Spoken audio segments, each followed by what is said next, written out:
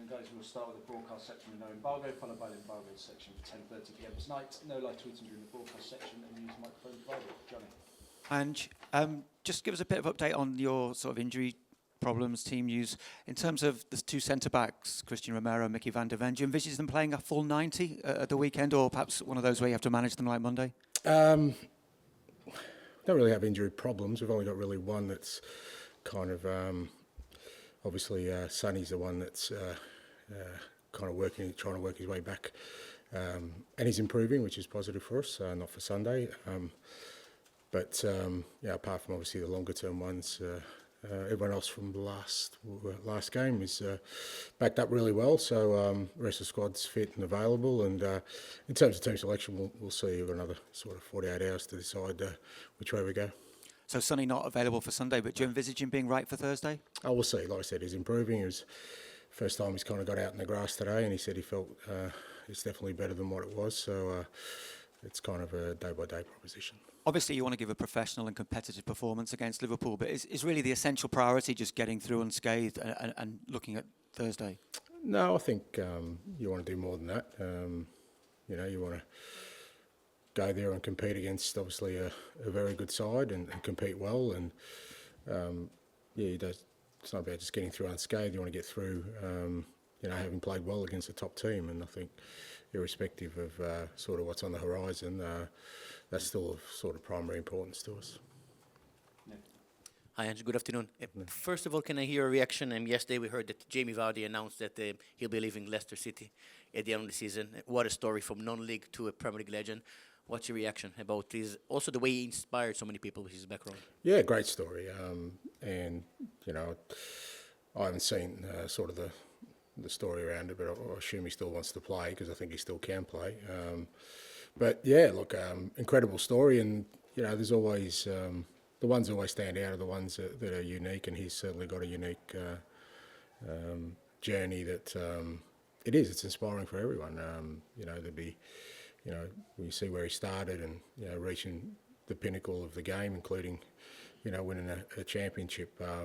Incredible, great servant. Not too many who end up doing it at the majority at the one club, which is also, testament to him. And, great career. And his longevity shows that, he obviously knew what was important for him to always be in the best condition and, made sure he always looked after himself. There's a lot of lessons there for many aspiring young footballers, and he's a great example of the different paths that people can take to get to the top. It's not always elite academies and big contracts when you're young. It's about working your way through, and he certainly did that, and he's earned everything he's got. If you look at Spurs this season, in Europe, you're only 3 games away from potentially winning a trophy. On the other hand, in the league position is obviously below where you were hoping for and everyone else were hoping for. How do you try to balance it emotionally from your perspective, from the fans' expectations, the players as well? I think, you just got to try and deal with what's before you. And as you said, we're well aware that our league form and league position is nowhere near good enough. But we also know that there's an unbelievable opportunity on the horizon. And, I think irrespective of, this club's had many seasons, and a lot of clubs have many seasons where they've done outstandingly well in the league, but don't have the opportunity we have right now of being in a Final Four in a major European competition. So, that's, I think that's where the focus is, and that's where the focus should be, irrespective, especially for a club that, hasn't had a lot of success recently. Like I said, we've got a wonderful opportunity. The players have, and the club has, and collectively, if we, we give ourselves every opportunity to progress to a final, then I think, hopefully the momentum we gain from that will give us a chance to do something special. Jurgen Klopp, Jurgen obviously left a very strong and positive foundation at Liverpool. When he left, but did you ever think that Arne Slot, first season in English football, first season at Liverpool, will lead Liverpool to where they are, 1 point, and they will win the Premier League? Look, I wouldn't have discounted the possibility. He's an outstanding manager, and as you said, he picked up an outstanding team. yeah, they've been brilliant in the league this year. They've been really consistent, maintained a really high level. They've had their best players playing all the time and playing at a really high level, and that's a credit to Arne and his coaching group and to the players themselves, because they've been close in the last few years, and the fact that they're on the cusp of potentially winning another title, I think, is a credit to everyone involved. Hi there, Ange. Just want to ask about Sonny. Has it just been rest he's needed, or treatment, or a bit of both? Yeah, a bit of both. It's just, like I said, it's obviously a foot ailment, which, because it's weight bearing, you just need to give him some rest, give him some time off it, and get some treatment. But the main is just, I think, just to get him off his feet for a week and allow it to settle so that he can start this process of getting back. Cristian Romero did an interview where he spoke about his future and maybe what might happen in the future. I just wondered what you made of that and how important it is that Spurs keep a player like him. Yeah, I mean, I haven't read the report too closely, but I mean, it's like me, mate. If you get asked a question, you've got to answer it, and I'm sure there's a lot of, if you ask me a lot of questions about my future, you'd probably get some great headlines out of that as well. But it doesn't change. What's important right now is not Cristian Romero's future or anyone else's future, is that we've got an unbelievable opportunity to do something special at this football club. And for me and everyone involved internally, that's all we're concentrating on. Let's just let's put our heads down and make sure that, because I think for our supporters, that is what's the most important thing to them right now.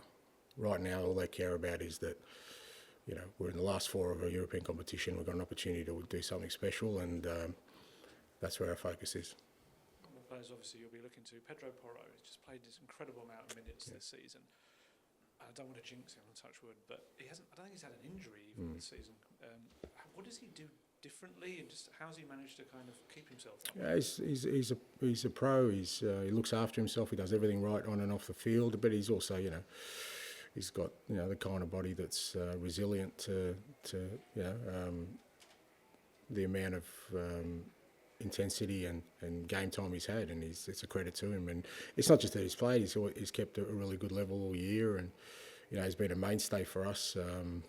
In a defence where I'd hate to think how many sort of defensive partners he's played with. I mean, 4 goalkeepers and probably upwards of 10 different defenders that he's played alongside, and he's kind of been the constant. So he's been brilliant for us. From the moment I arrived, he's got a great personality. He's got great enthusiasm, passion for the game, and I think that's why he gets the most out of himself all the time.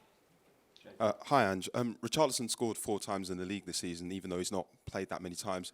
What impact could he have made if he'd been available every week? Yeah, I mean, that's not sure. But not just this year. I think if you look at his record last year when he was playing, he was pretty compelling. But, with Richie, it hasn't been, we haven't been able to keep him fit and out there long enough. But good thing is he's in a real good place physically now, and certainly, like I said, with the opportunity we have before us, he becomes a real important player for us. What does Richie offer that's slightly different to Dom? Just a different type of player. I mean, Richie's a real kind of sort of 18-yard box kind of striker, where he really is makes an impact when the ball arrives in the box. Whether that's in the air or on the ground, he's a real impact player. He tends to play around those areas, and whereas Dom will work in other areas. But ultimately, I think they're both strikers that fit into sort of how we want to play. Like I said, just with Richie, we just haven't had him available enough. Hi, Ange. Archie Gray's played 40 times this season and had a very good first year at Spurs, but I think he's only started once over the last month. Is he kind of someone you're kind of eager to get more game time into, or is it just kind of a combination of competition in his places now? No, I think it's just, nothing. I mean, I guess with all these things, just people look at them in the moment in time. If you had said at the start of the year that Lucas Bergvall and Archie Gray and Mikey Moore would have played the amount of time they have as teenagers, I wouldn't have said that that's impossible. So they've played a lot. They've played a lot because they've earned it. Obviously, opportunity as well. But Archie will play. He'll play even between now and the year, he'll play significant minutes. Just the games haven't worked out the way we wanted him to, and we needed to get game time into other guys. He's fit, he's available. Other guys, it wasn't the case. As I said, we've got a real clear focus about where we need to be for the rest of this year and who needs to be in a good physical condition. Archie is in good physical condition. Others weren't, so we had to give them some game time. But there's no doubt Archie will play a significant role still for the rest of this year. And in terms of the Liverpool games this season, played them 3 times, how do you kind of reflect on those games? Because it feels like in a way they've kind of summed up the season, a brilliant win in there, but 2 heavy defeats either side, and you had injuries for all 3 games as well. Yeah, and they've been very settled. So I mean, that's, like I said, that's a story of our season, and we've kind of fluctuated between being really good at times with other times not so good. I mean, they're the only team that's really sort of beaten us comprehensively. I mean, I'm not really sure what the figures are, but out of the 18 games or whatever we've lost in the league, I think 15 of them have probably been by a goal. So it's not like but Liverpool for sure, they opened us up a couple of times. But like I said, in the cup game, I thought in the first leg we were really good. We took the game to them, even though again we had quite a few absences and worked really hard to get a win in that game. So we know it's going to be tough on the weekend, but at the same time, I think it's a great challenge for us. And just finally for me, you're obviously a proud man, proud of your record at other clubs, and this season could finish with the Europa League. Obviously, at the minute, the numbers, 18 defeats, and I think potentially it could be worst ever Premier League season. How much does that kind of hurt you, I guess, personally? Because obviously that's not what you wanted coming into this season. Yeah, well, look, it's not about me. It's not about what I feel and me personally. It's about us as a club, and obviously, like I said, we've fallen well short. But we can assess all that at the end of the year. In terms of the totality of my 2 years here. So, let's assess it then. And you spoke about, as a child, you supported Liverpool. Is it a bit weird now you can potentially be spoiling their title party? Is there any emotion there this week, or is it all strictly business? No, mate, I'm a 60-year-old, almost 60-year-old adult. I've gone past my boyhood crushes, so it's got no impact whatsoever. I have great admiration for the football club. Yes, I supported it when I was younger, but that was 50-odd years ago, so we've well and truly moved on since then. And then there's a lot of talk about where you are in the league and then the upcoming semi-finals. Is there a sense to ever switch off with the pressure? Or can you switch off when it's this time of the season? Or do you just look forward to each game? No, fair to say you can't really switch off. I think there's plenty going on that keeps you really focused. And like I said, we've got an unbelievable opportunity on the horizon that I'm well and truly, laser focused on making sure we give ourselves the best chance of success. Okay, we'll end the broadcast section there. Move on to the embargoed section for 10:30 p.m. tonight. Tom? Hi, Ange.